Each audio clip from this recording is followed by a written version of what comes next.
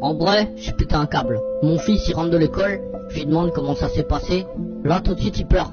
Je lui ai dit qu'est-ce qu'il y a. Honnêtement, je me suis dit, c'est rien de bien grave, une petite histoire de harcèlement. Mais je suis très complice avec mon fils. J'ai voulu parler avec lui. Je lui ai donné son goûter, je l'ai calmé, je me suis assis avec lui sur la table de la cuisine. Et là, il m'a raconté toute l'histoire.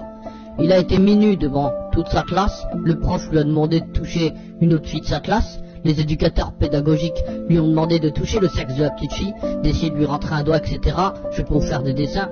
Au début, je suis parti m'isoler, je pleurais. Après, j'ai une espèce de rage qui a éclaté. J'ai dit à ma femme de garder le petit et que je sortais. J'ai pris ma voiture.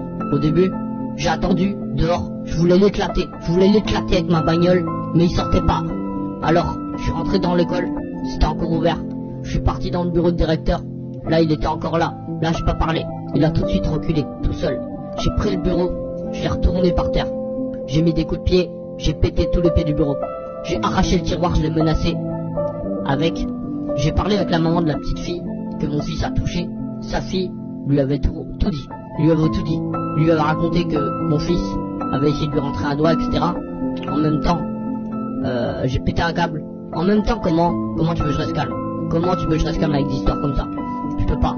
Je suis désolé, je peux pas.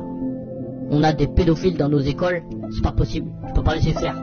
Je pense n'importe qui aurait fait ça. Et il y a même, ça serait pire encore. J'ai mesuré pour pas aller en prison et laisser mon gosse livré à ces pervers pédophiles. Et ça, le directeur m'a dit plus tard, c'est la loi, c'est les nouveaux textes, etc. On est obligé. Nous on a fait nos bagages. J'ai tout vendu. J'ai vendu ma maison, j'ai vendu ma deuxième voiture. On part. Je me tire d'ici. On va en Espagne parce que je peux pas. Ce pays, il y a qu'en France où ça existe. Là-bas, ça n'existe pas. Les enfants sont traités comme des rois en Espagne et c'est pas plus mal. Je me cache pour parler.